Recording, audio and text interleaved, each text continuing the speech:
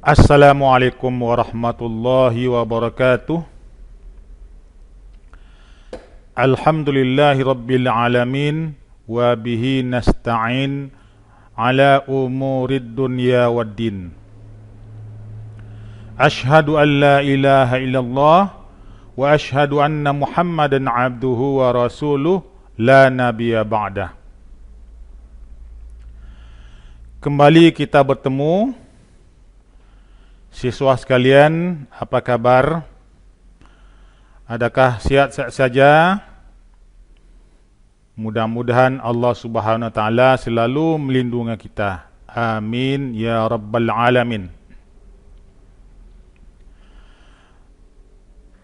Pada pertemuan kali ini kita melanjutkan pembahasan kita tentang menuntut ilmu. Menuntut ilmu itu hukumnya wajib berdasarkan hadis Nabi riwayat Ibnu Abdul Bar. Kata Rasulullah, "Talabul ilmi faridatun ala kulli muslimin wa muslimatin." Mencari ilmu itu adalah wajib bagi setiap muslim laki-laki maupun muslim perempuan. Hadis riwayat Ibnu Abdul Bar.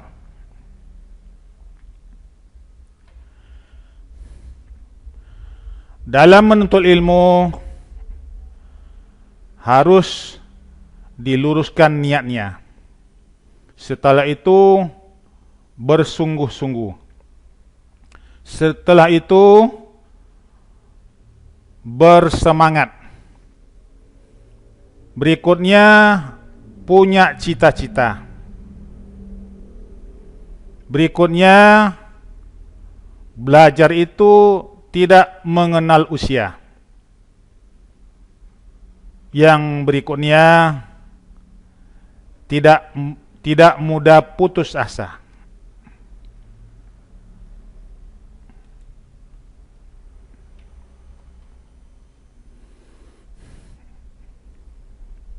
Kita lanjutkan pembahasan kita yang ketiga, keutamaan dan kemuliaan ilmu. Yang pertama, ilmu itu dapat menjadikan manusia memiliki keunggulan dari makhluk lainnya. Manusia oleh Allah Subhanahu wa taala diberi tugas untuk menjadi khalifah di muka bumi. Dengan ilmu yang dimiliki manusia, manusia bisa unggul dibandingkan dengan makhluk-makhluk lainnya. Sehingga manusia mampu menjalankan fungsinya sebagai kekhalifahan dengan baik dan benar. Hal tersebut tercermin dari kisah kejadian manusia pertama yang diceritakan di dalam Quran surat Al-Baqarah surat kedua ayat 31 dan 32. A'udzu billahi minasyaitonir rajim. Bismillahirrahmanirrahim. Wa 'allama Adama al-asma'a kullaha thumma 'aradahum 'alal malaikatah. Thumma 'aradahum 'alal malaikah. Faqala anbi'u bi asma'i haula'i in kuntum shadiqin.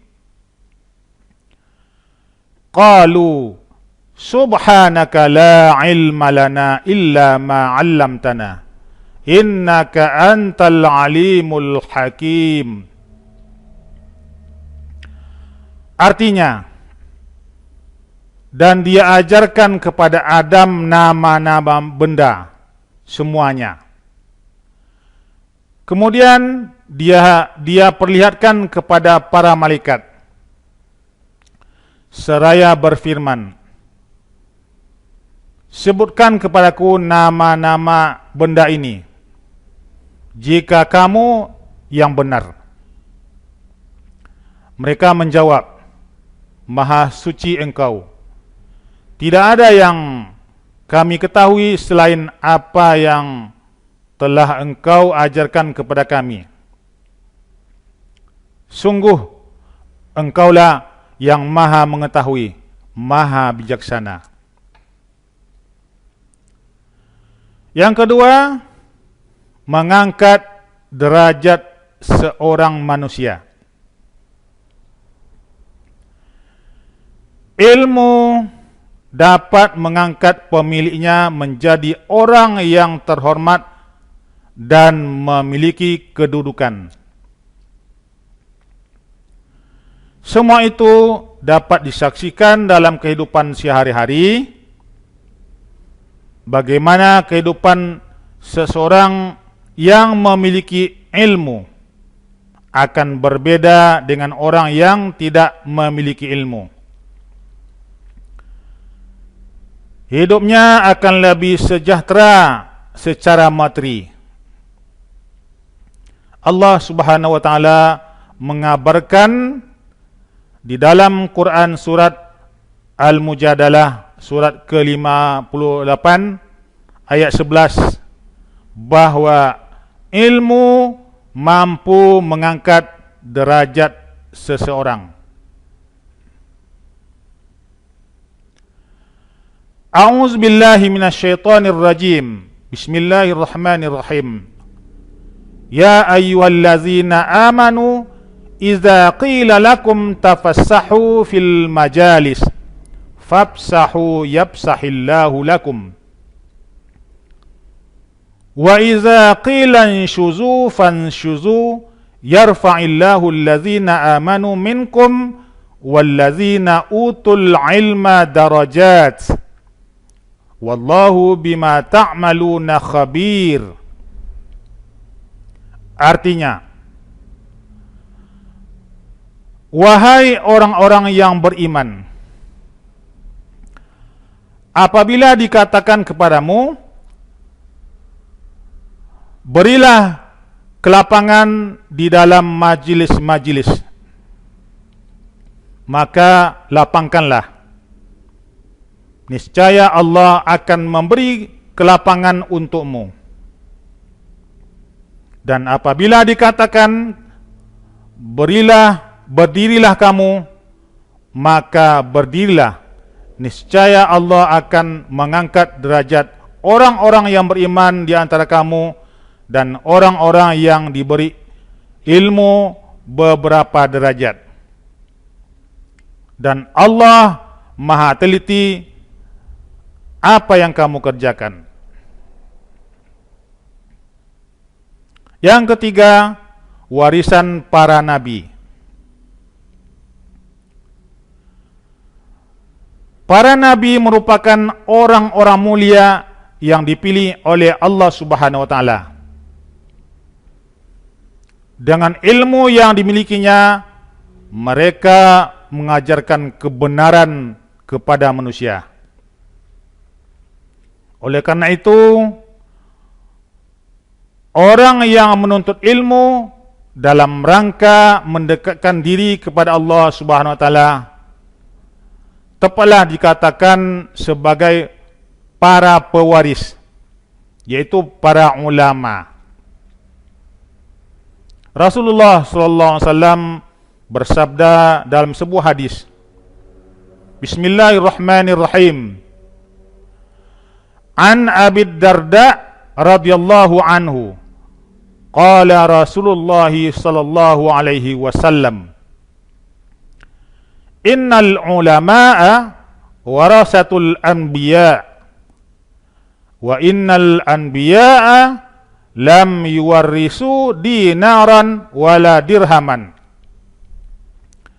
innama warisul ilma faman akhaza bihi faqad akhaza bihazzin wafirin. Rawahu Tirmizi.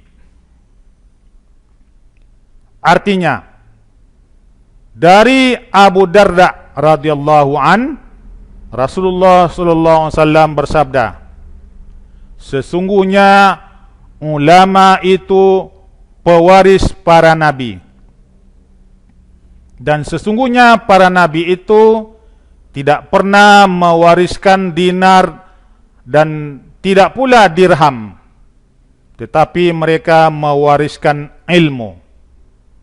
Maka siapa mengambilnya sungguh telah mengambil bagian yang benar. Hadis riwayat Tirmizi. Yang keempat, ilmu adalah imamnya amal. Sesungguhnya ilmu adalah imamnya amal. Karena setiap amal, perbuatan yang dilakukan oleh seseorang harus berpedoman kepada ilmu. Hal itu berarti bahwa setiap orang yang melakukan aktivitas dalam keseharian apapun bentuknya harus mengetahui ilmunya terlebih dulu, agar terhindar dari kesalahan dan nilai ibadahnya kepada Allah Subhanahu wa taala tidak tertolak. Yang keempat, dalil perintah menuntut ilmu. Agama Islam merupakan agama yang sangat memperhatikan masalah ilmu.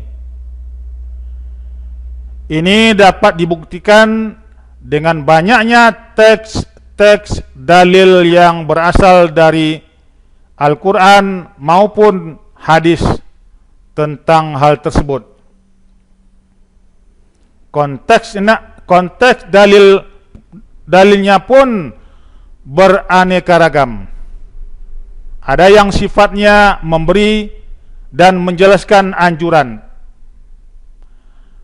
Ada juga yang menyebutkan keutamaan ilmu dan menuntut ilmu, serta celaan terhadap orang-orang yang tidak berilmu. Salah satu di antaranya adalah tentang anjuran menuntut ilmu, yaitu Quran surat At-Taubah surat ke-9 ayat 122 sebagai berikut. A'udzu billahi minasyaitonir rajim. Bismillahirrahmanirrahim. Wa ma kanal mu'minuna liyanfiru kaffah. Falaula nafara min kulli firqatin minhum ta'ifah liyatafaqahu fid din wa liyunziru qaumahum idza raja'u ilaihim la'allahum yahzarun. Artinya, dan tidak sepatutnya orang-orang mukmin itu semuanya pergi ke medan perang. Mengapa sebagian dari setiap golongan di antara mereka tidak pergi untuk memperdalam pengetahuan agama mereka dan untuk memberi peringatan kepada kaumnya apabila mereka telah kembali, agar mereka dapat menjaga diri. Dalam kitab suci Al-Quran dan tafsir Kementerian Agama Republik Indonesia dijelaskan bahwa Allah Subhanahu wa taala menyatakan bahwa tidak semua orang beriman harus ikut berperang apabila perang tersebut dapat dilakukan oleh sebagian umat Islam. Dengan demikian, dalam kehidupan masyarakat harus ada pembagian tugas. Sebagian umat Islam berangkat berperang dan sebagian lagi belajar mencari ilmu serta mendalami ilmu agama.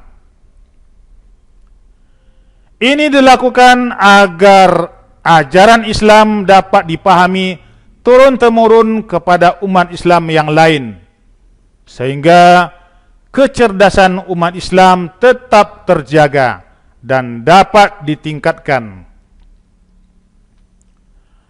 Hal itu berarti bahwa orang yang berjuang mencari ilmu sama nilainya dengan orang yang berjuang di medan pertempuran. Mereka sama-sama berjihad walaupun dalam bidang dan cara yang berbeda. Tujuan menuntut ilmu dan mendalami ilmu agama adalah untuk mencerdaskan umat dan mengembangkan ajaran Islam supaya dapat disebarluaskan dan dipahami oleh orang yang ada di masyarakat. Pada kenyataannya, di dalam kehidupan bermasyarakat, tidak semua umat Islam mampu mendalami agama Islam terkait dengan kesibukan profesinya. Oleh karena itu, harus ada sebagian dari umat Islam yang menggunakan waktu dan tenaganya untuk menuntut ilmu dan mendalami ilmu-ilmu agama. Dengan demikian, proses penyebaran ilmu tersebut dan aktivitas dakwah Islam tetap berjalan dengan baik. Kewajiban menuntut ilmu menurut pengertian yang tersurat dari Quran surat At-Taubah surat ke-9 ayat 122 adalah ilmu dalam bidang agama yang berisikan sistem dan ajaran keimanan dan peribadatan kepada Tuhan yang Maha Kuasa, serta tata cara hubungan dengan pergaulan sesama manusia dan lingkungannya.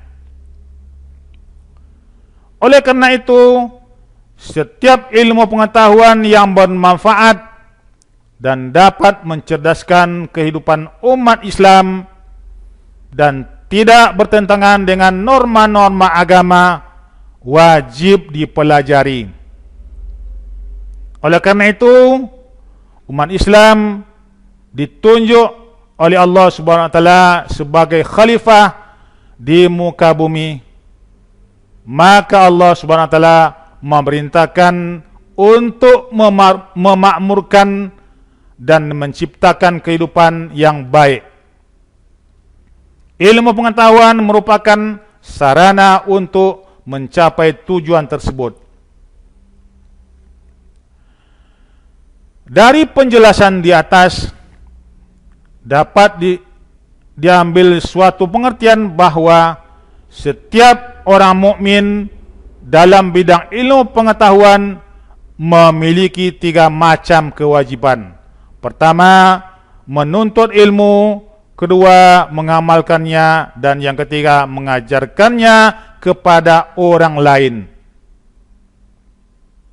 Berikutnya, etika dalam menuntut ilmu. Supaya proses dalam menuntut ilmu dapat berjalan dengan baik dan ilmu yang bermanfaat dan mampu mengantarkan menjadi orang yang sukses di dunia dan selamat di akhirat kelak, beberapa hal harus diperhatikan ketika menuntut ilmu. Antara lain sebagai berikut. Yang pertama, meluruskan niat. Dalam ajaran Islam, segala sesuatu yang bernilai ibadah tergantung dari niat dan tujuannya. Oleh karena itu, ketulusan niat bagi orang yang menuntut ilmu sangat ditekankan agar dengan niat yang ikhlas tersebut mampu mengantarkan orang tersebut berhasil dan sukses dalam menjalani kehidupannya kelak. Adapun niat yang harus dimiliki para penuntut ilmu adalah pertama, dalam rangka melaksanakan perintah Allah Subhanahu wa taala dan Rasul sallallahu alaihi wasallam. Kedua, untuk menghilangkan kebodohan pada diri sendiri dan kebodohan orang lain. Yang ketiga, mempersiapkan diri untuk masa depan yang lebih cerah dan terarah. Dan yang keempat, menjadikan bekal untuk kehidupan di akhirat agar dapat selamat mendapatkan husnul khatimah. Yang kedua, bersikap hormat terhadap guru.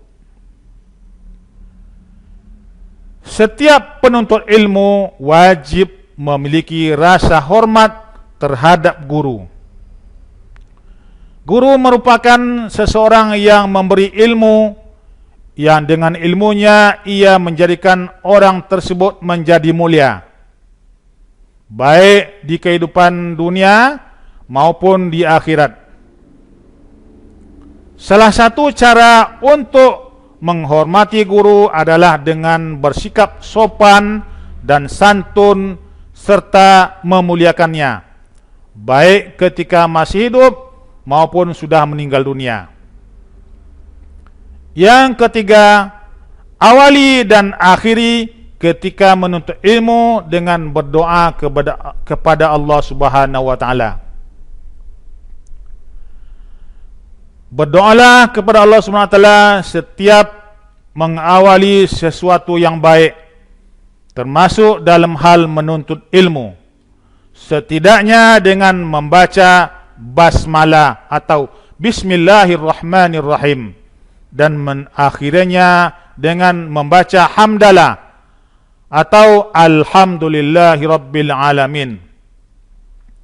Rasulullah sallallahu alaihi wasallam bersabda, An Abi Hurairah radhiyallahu an qala Rasulullah sallallahu alaihi wasallam, kullu kalamin aw amrin zibalin la yuftahu bi dzikrillah fahuwa aqta.